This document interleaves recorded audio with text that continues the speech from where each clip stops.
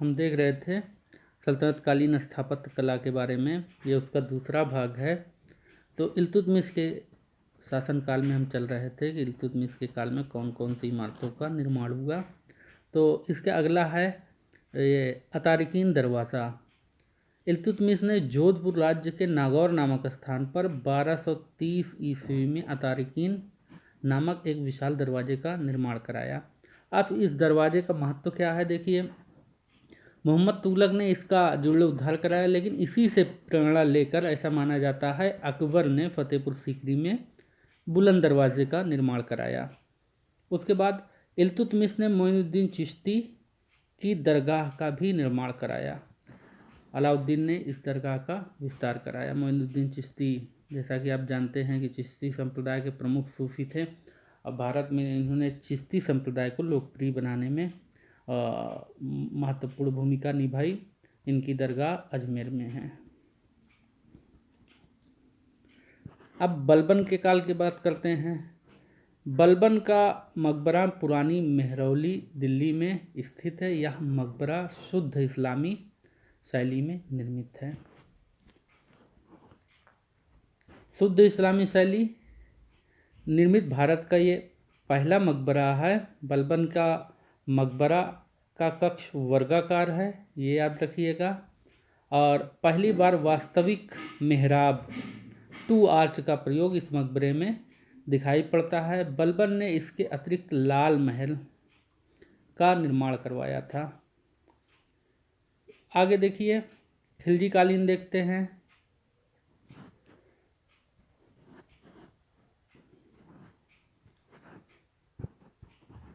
खिलजी सुल्तानों में आप देखिए, अलाउद्दीन खिलजी ने अनेक इमारतों का निर्माण शुद्ध इस्लामी शैली के अंतर्गत करवाया।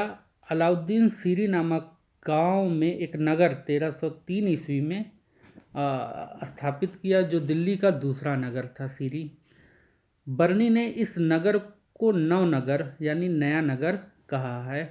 इस नगर के बाहर अलाउद्दीन ने एक तालाब और उसके किनारे कुछ भवनों का निर्माण करवाया।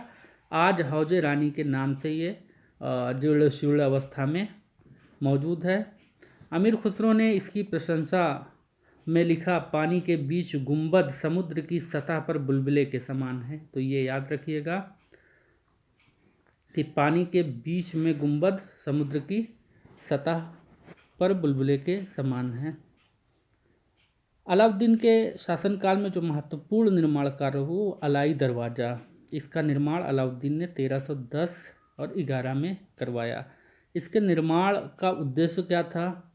कुव्वतुल इस्लाम मस्जिद जो है दिल्ली में, उनमें 4 प्रवेश द्वार बनाना, 2 पूर्व, 1 दक्षिण और 1 उत्तर में। ये अलाई दरवाज़ा इसका निर्माण जो है ऊंची कुर्सी पर किया गया है। कुर्सी पर सुंदर बेल बूटे और दरवाजे में लाल पत्थर संगमरमर का सुंदर संयोग दिखता है और इसमें कुरान की आयतें भी लिखी गई हैं। तो आप जब जाएंगे देखेंगे मेहरौली प्रांगण में ये भी है।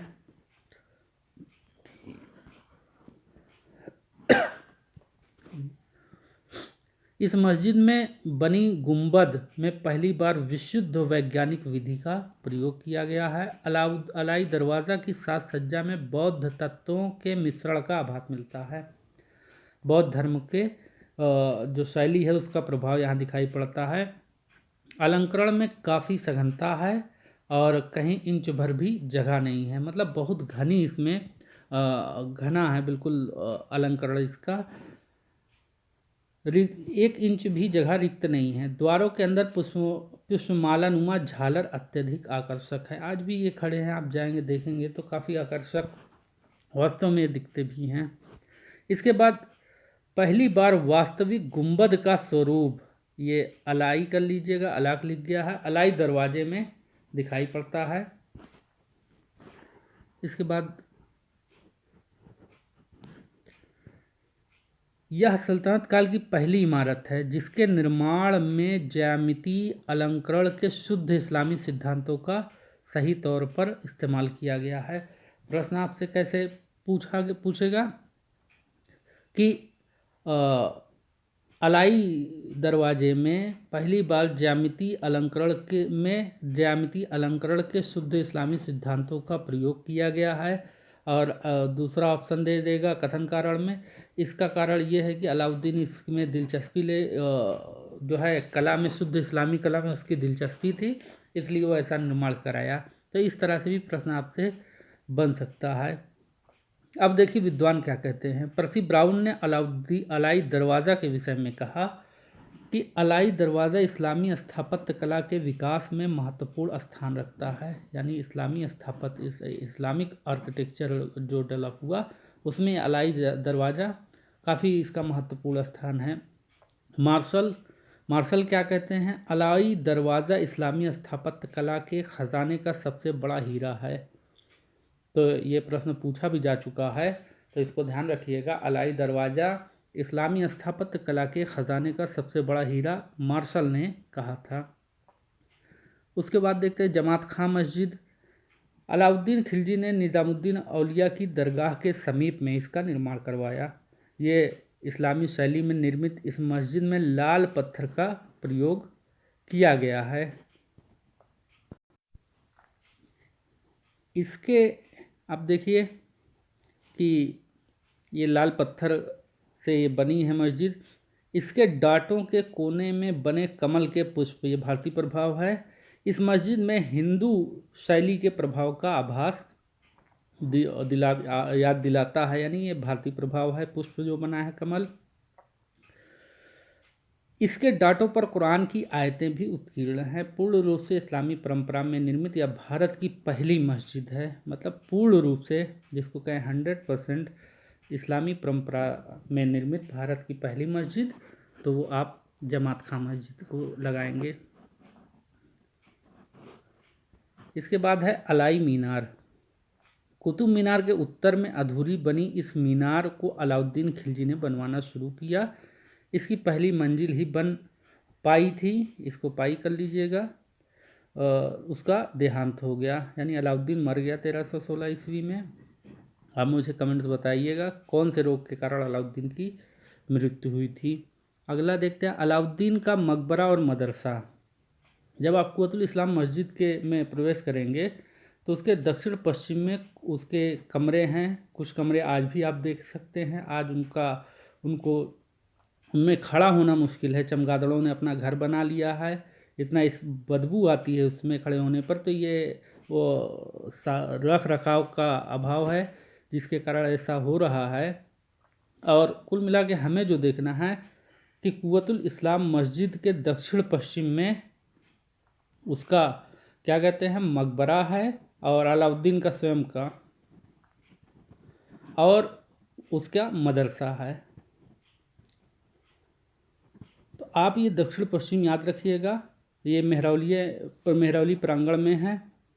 खंडहर हैं जो इसे एल आकार का खंड बनाते हैं, तो ये एल आकार भी याद रखिएगा। कॉलेज और मिलीजुली, यानी मदरसा और मकबरे की मिलीजुली संकल्पना भारत में पहली बार यहीं दिखाई पड़ती है। ये सल्जूकियों की परंपरा थी। सल्जूकियों की परंपरा को अपनाते हुए मदरसा और मकबरा एक साथ बनाने की परंपरा पहली बार अलाउद्दीन के काल में दिखाई पड़ती है। इसके बाद हौजे ख़ास है।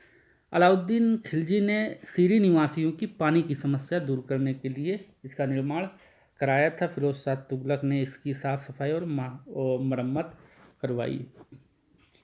उसके बाद कुतुबुद्दीन मुबारक शाह खिलजी के शासनकाल में देखते हैं।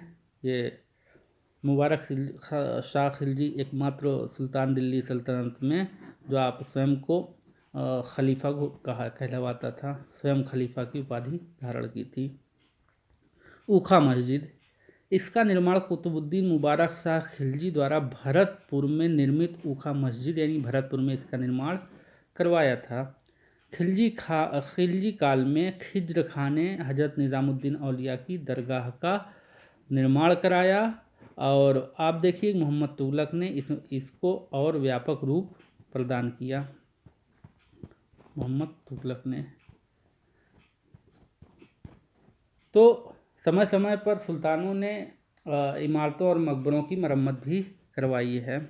अब तुगलक काल में आते हैं।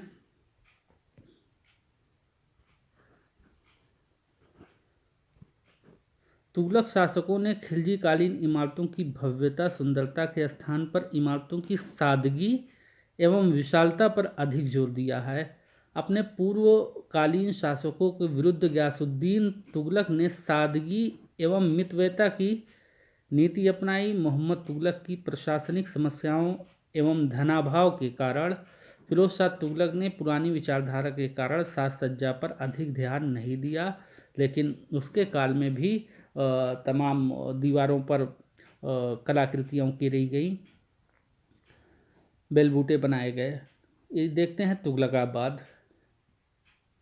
तुगलकाबाद गयासुद्दीन तुगलक ने दिल्ली के समीप स्थित पहाड़ी पर तुगलकाबाद एक नया नगर का निर्माण करवाया।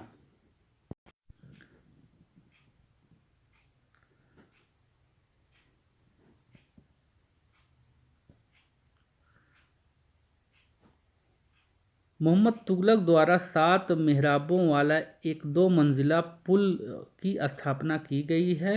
इसका निर्माण एक कृत्रिम झील में पानी पहुंचाने के लिए किया गया है। इसके बाद आगे देखते हैं।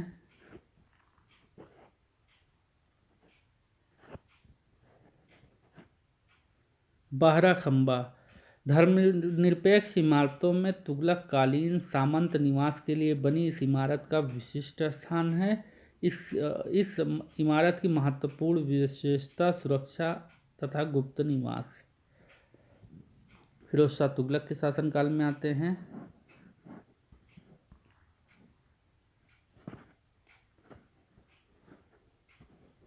मोहम्मद कासिम हिंदू शाह फरिश्ता, मोहम्मद कासिम हिंदू शाह फरिश्ता इनका पूरा नाम है। इनको सामान्यतः फरिश्ता नाम से जाना जाता है। इनकी किताब का नाम जो है वो तारीख़ ए फरिश्ता है। तारीख़ का ये उर्दू में तारीख़, हिंदी में इतिहास। तारीख़ ए फरिश्ता ये बहुत महत्वपूर्ण जानकारी प्रदान करते हैं, विश्वसनीय भी हैं। फरिश्ता ने लिखा, सुल्तान फिरोज शाह तुगलक वास्तुकला का महान प्रेमी था।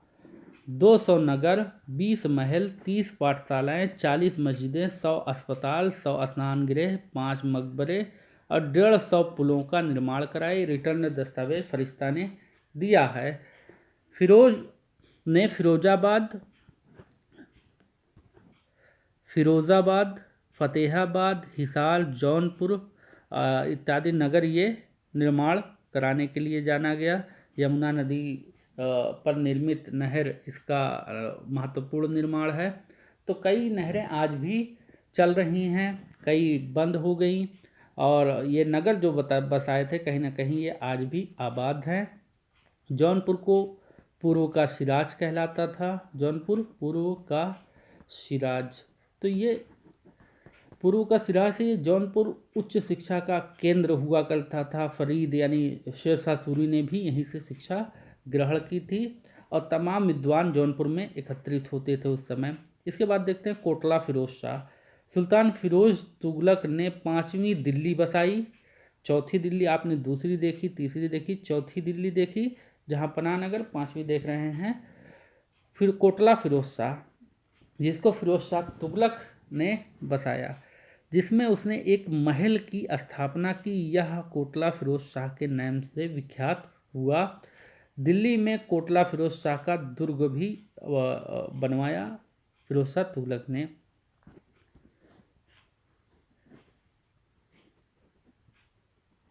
इसका क्षेत्रफल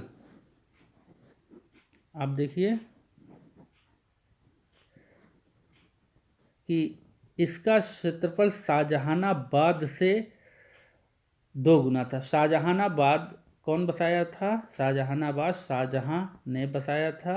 ये दिल्ली का 7वां नगर बताया जाता है कि शाहजहां जो है दिल्ली का 7वां नगर था जिसको शाहजहाँ ने बसाया था। उस समय समस्या ये थी कि विदेशी यात्री जितने भी शाहजहाँ के समय आए, आगरा की यात्रा किया और आगरा में उन्होंने लिखा कि बाहर से तो चकाचौंध दिखाई पड़ता है, लेकिन आप जैसे ही नगर में प्रवेश करेंगे तो तंग गलियां, तंग सड़कें। तो उस समय के एक प्रमुख इतिहासकार हैं मुल्ला मोहम्मद सालेह। मुल्ला मोहम्मद सालेह तो मुल्ला मोहम्मद सालेह इन्होंने लिखा कि शाहजहानाबाद जो नगर बसाना था, तो उससे पहले शाहजहाँ कौन सी समस्या थी जो शाहजहानाबाद बसाया। तो वो कहते हैं कि जब शाही सवारी निकलती थी तो रोड पे जाम लग जाता था, और दूसरी समस्या ये थी जो किले में और तमाम कर्मचारी सरकारी मुलाजिम थे वो दुर्ग लेट पहुंचते थे, अपने काम के समय से नहीं पहुंच पाते थे और उन्हें अपनी माफ़ी मांगना पड़ता था। जैसा कि विदेशी यात्रियों का स्टेटमेंट और ये मुल्ला मोहम्मद सालेह का इतिहास ये बताता है कि शाहजहाँ ने एक योजना बनाई कि दिल्ली एक ऐसा क्षेत्र देखा जाए जहाँ आसानी से लोग, काफ़ी स्पेस हो और आसानी से लोगों दुर्ग बन जाए, किला बन जाए, तो आने जाने की जगह हो जाए। ये शाहजहानाबाद आप देखेंगे जामा मस्जिद जहाँ है और लाल किला वही है, वही क्षेत्र हैं। तो इसके अतिरिक्त तो आप देखिए कि शाहजहाँ ने शाहजहानाबाद का निर्माण करवाया। दुर्ग के अंदर निर्मित इमारतों में जनसामान्य के लिए 8 मस्जिदें और व्यक्तिगत प्रयोग के लिए निर्मित एक मस्जिद उल्लेखनीय है। आगरा के लाल किले में एक मस्जिद है, मोती मस्जिद, पूर्णतः संगमरमर से है, तो उसका निर्माण शाहजहाँ ने करवाया था। लेकिन मोती मस्जिद एक दिल्ली के लाल किले में है, उसका निर्माण औरंगज़ेब ने करवाया था, याद रखिएगा। ये औरंगज़ेब, वो भी पूर्णतः संगमरमर और ये भी पूर्णतः संगमरमर। इसके अतिरिक्त दुर्ग के अंदर 3 राजमहल, अनेक शिकार खेलने के स्थानों का निर्माण किया गया है। दुर्ग के अंदर निर्मित जामा मस्जिद के सामने अशोक का टोपरा गांव से लाया गया स्तंभ गाड़ा है। मेरठ से लाया गया अशोक का दूसरा स्तंभ कुश्क-ए-शिकार महल के सामने गाड़ा है। इसके साथ ही दुर्ग के अंदर 1-2 मंजिल इमारत के अवशेष प्राप्त हुए हैं, जिसका उपयोग विद्यालय के रूप में बताया जाता है कि किया जाता था। यह उस समय विद्यमान था, लेकिन समय के साथ धीरे धीरे ये नष्ट हो गए। कुछ आज भी हैं। कुश्क-ए-शिकार फिरोज शाह तुगलक द्वारा शाहनुमा कहकर पुकारा जाने वाला यह भवन मुख्यतः शिकार के लिए प्रयोग किया गया, जैसा कि शिकार नाम है आगे, तो कुश्क-ए-शिकार शिकार का भवन।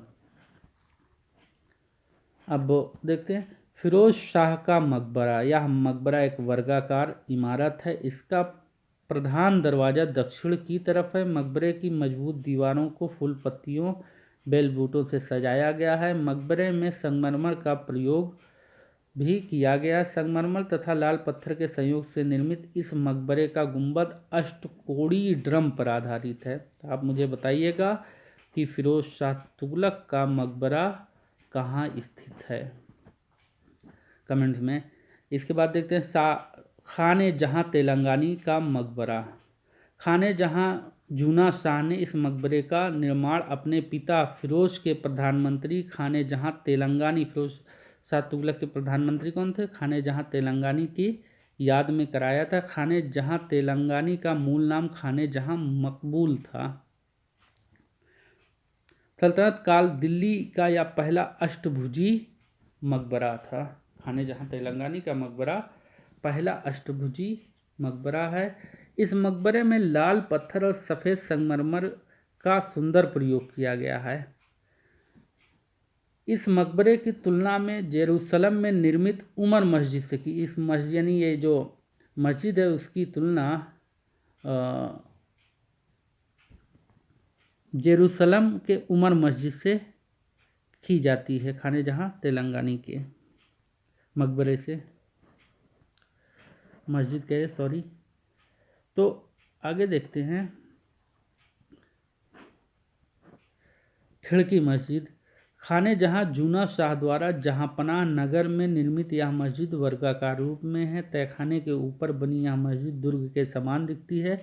इसको तुलना इल्तुतमिश के सुल्तानगढ़ी से की जा सकती है, सुल्तानगढ़ी के मकबरे से। इसके बाद काली मस्जिद ब्लैक मॉस्क फिरोज शाह तुगलक के काल में निर्मित यह मस्जिद 2 मंजिली है। बहुत कम ही उदाहरण मिलता है कि 2 मंजिला मस्जिद हो। इसमें अर्धवृत्तीय मेहराबों का प्रयोग हुआ है। मस्जिद का विशाल आंगन 4 भागों में बटा है। इस मस्जिद का निर्माण जूना शाह ने कराया था।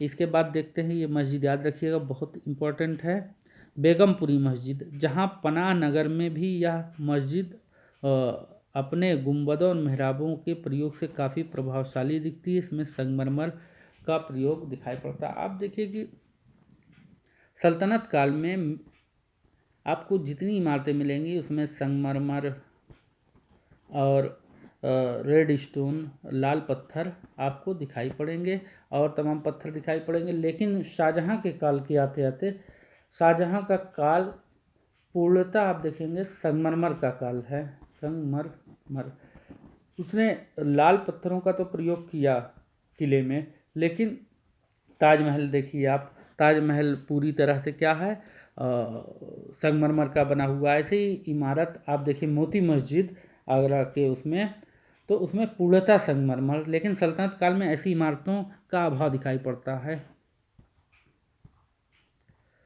अब इसके बाद देखते हैं कला मस्जिद।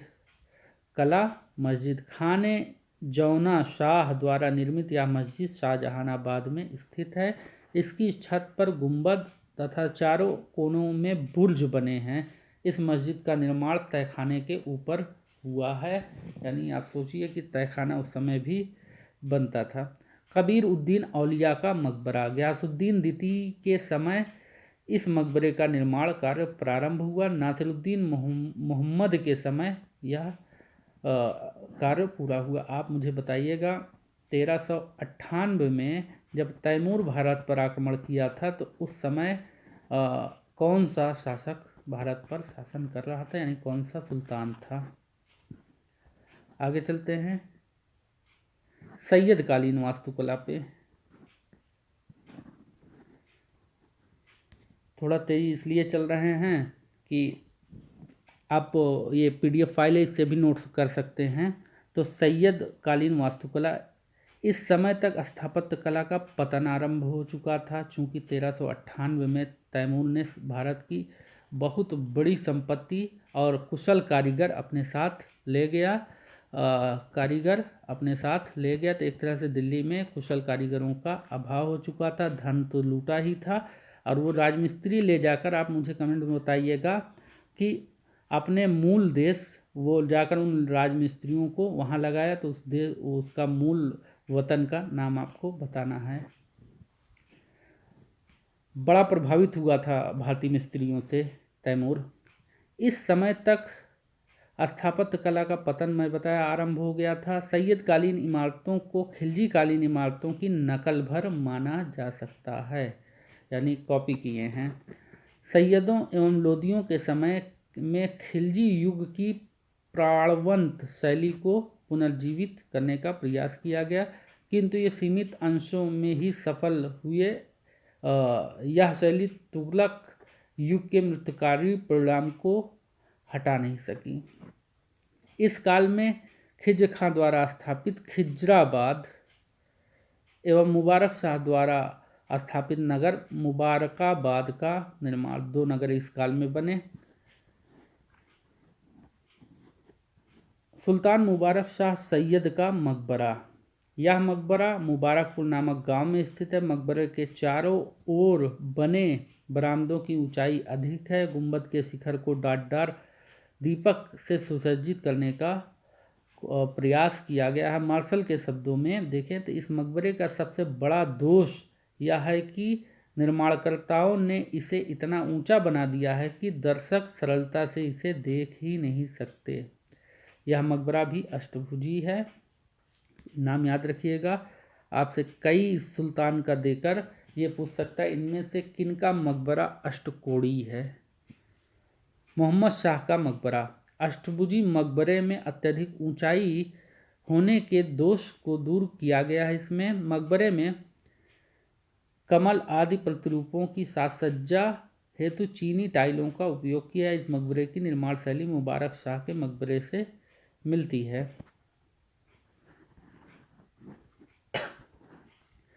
लोदी काल में वास्तुकला देखते हैं। बहलोल लोदी का मकबरा 1418 ईस्वी में सिकंदर लोदी द्वारा बनाया गया। 5 गुंबदों वाले इस मकबरे के बीच स्थित गुंबद की ऊंचाई सर्वाधिक है। इसके निर्माण में लाल पत्थर का प्रयोग हुआ है। सिकंदर लोदी ने आगरा नगर की स्थापना करवाई थी। तो किस सन में करवाई थी आप मुझे बताइएगा। ऑप्शन दे रहा हूँ 1504, 1505, 1506, 1507। कमेंट बॉक्स में कमेंट करके बताइएगा। इसके बाद देखते हैं सिकंदर लोदी का मकबरा। इब्राहिम लोदी द्वारा यह मकबरा 1517 में बनवाया गया। मकबरे में निर्मित गुंबद के चारों तरफ 8 खंभों की छतरी निर्मित है। यह मकबरा एक ऐसी बड़ी चहारदीवारी के प्रांगण में स्थित है जिसके चारों किनारों पर काफ़ी लंबे बुर्ज हैं। यह मकबरे की विशेषता देखते हैं। अष्टभुजी एवं चौकोर बाग से घिरा हुआ है। इसकी छत पर दोहरे गुंबद की व्यवस्था है। मार्शल क्या कहते हैं, इस शैली ने मुगल सम्राटों के विशाल उद्यान युक्त मकबरे का पथ प्रदर्शन किया, यानी मुगलों ने इससे प्रेरणा ली। मुगल शैली को अपने विकास में इस मकबरे से महत्वपूर्ण सहयोग प्राप्त हुआ, यानी सिकंदर लोदी के मकबरे से। इसके बाद है मोठ मस्जिद। इस मस्जिद का निर्माण सिकंदर लोदी के वजीर मियाँ भूआ द्वारा करवाया गया। मस्जिद की प्रशंसा में सर सैयद अहमद खान ने लिखा, यह लोदी स्थापत्य आकार सुंदर उपहार कृति है। तो मैं पिछले वीडियो में बताया था कि आसारुस सनादित कहीं मिले तो पढ़िएगा, उसमें पूरा स्थापत्य कला के बारे में जानकारी आपको मिलेगी। मार्शल क्या कहते हैं, लोदियों की स्थापत्य कला में जो भी सबसे सुंदर है उसका संक्षिप्त रूप मोठ की मस्जिद में विद्यमान है। इसके बाद देखते हैं दरिया खां का मकबरा। यह दिल्ली के किदवई नगर बाजार के निकट स्थित है। दरिया खान लोहानी ने लोदी सुल्तानों के काल में दरिया खान लोहानी उच्च पद पर रहा। अब देखिए यह मकबरा त्रिस्तरीय चबूतरे पर बना है, ये इसकी अपनी अलग विशेषता है। तो सैयद एवं लोदी काल में निर्मित कुछ वर्गीकृत मकबरे आप देखिए, बड़ा खां छोटे खां का मकबरा, बड़ा खां और छोटे खां का मकबरा, शीश गुंबद, चमकदार गुंबद। इसका निर्माण संभवतः स्पष्ट नहीं है, सिकंदर लोदी ने कराया था। दादी का गुंबद, पोली का गुंबद, ताज खां के गुंबद, ये सैयद और लोदी खां की इमारतों में हैं। पर्सी ब्राउन ने लोदी युग को मकबरों के युग के नाम से संबोधित किया है। बड़े खां और छोटे खां मकबरे का निर्माण आप देखिए, जिसका ये बड़ा खां और छोटा खां मकबरे का निर्माण कौन कराया है, सिकंदर लोदी ने करवाया था। सैयद और लोदी काल में आपको निर्मित वर्गीकृत मकबरे जो उस समय थे इस प्रकार हैं। बड़ा खां छोटे खां मकबरा, ये तो हो चुका है, ऊपर ये रिपीट हो गया है, ठीक है। आज इतना ही रखते हैं। इसके अतिरिक्त कुछ और चीज़ें यहाँ जान लेते हैं जो महत्वपूर्ण हैं, जैसे एक बार रिवीजन कर ले रहे हैं। इसमें कुव्वतुल इस्लाम मस्जिद, कुव्वत उल इस्लाम मस्जिद, इसका निर्माण कौन कराया है, ऐबक ने, कुतुबुद्दीन ऐबक ने। कुतुब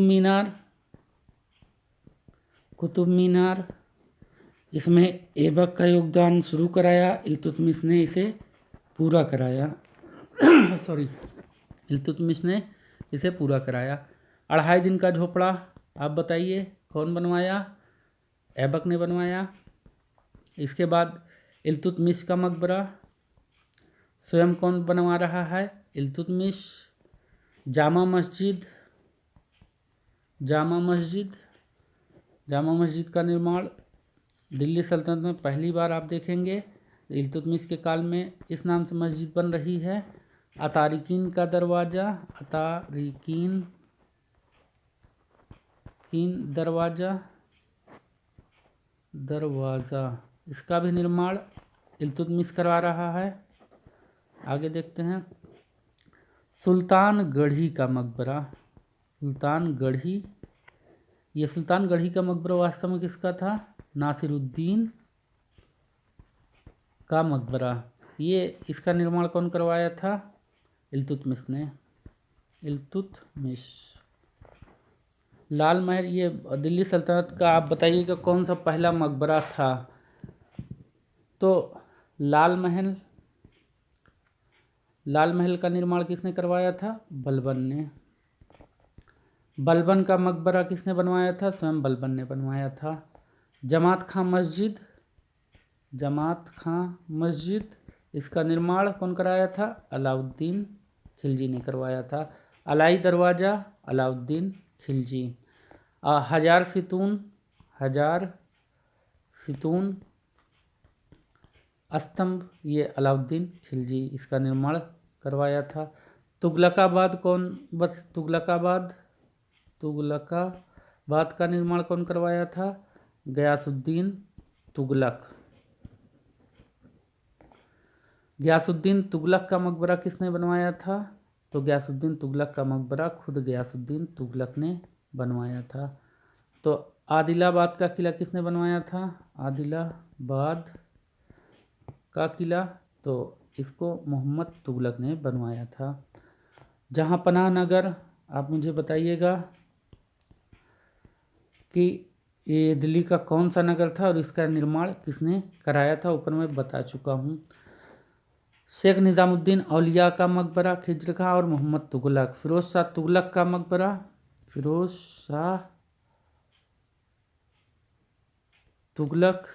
का मकबरा किसने बनवाया था? ये आप मुझे बताइएगा।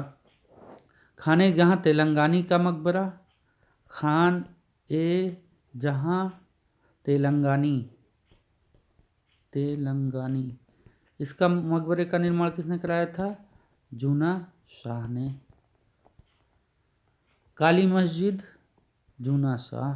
खिड़की मस्जिद जूना शाह। इसके बाद बहलोल लोदी का मकबरा किसने बनवाया था?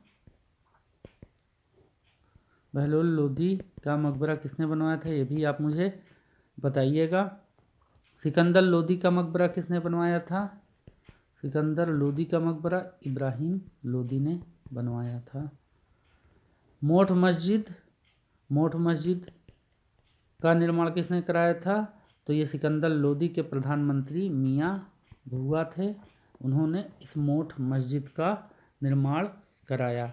तो ये सरसरी निगाह में मैं आपको बताने का प्रयास किया कि सल्तनत काल की स्थापत्य कला और उसकी विशेषताओं के बारे में।